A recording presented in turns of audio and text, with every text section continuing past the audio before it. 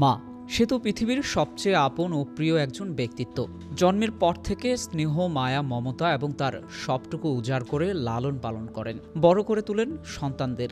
স্বার্থের লোভে কিনা কখনো কখনো সেই সন্তানরা মাকে কষ্ট দেয়, দেখা দেয় সম্পর্কের টানাপূরণ। ব্রাহ্মণবাড়িয়ায় সম্পত্তির লোভে ৭০ বছর বয়সী জাহানারা বেগম নামের এক বৃদ্ধা মাকে ৩ মাস তালাবদ্ধ করে ঘরে আটকে রেখে মারধর করেন তার ছেলেরা।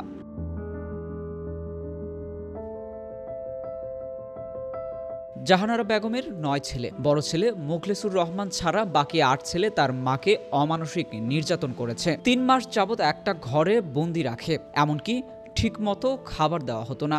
মাঝে মাঝে জাহানারা বেগমকে রাতে বস্তায় ভরে ফেলে দেওয়ারও হুমকি দিত।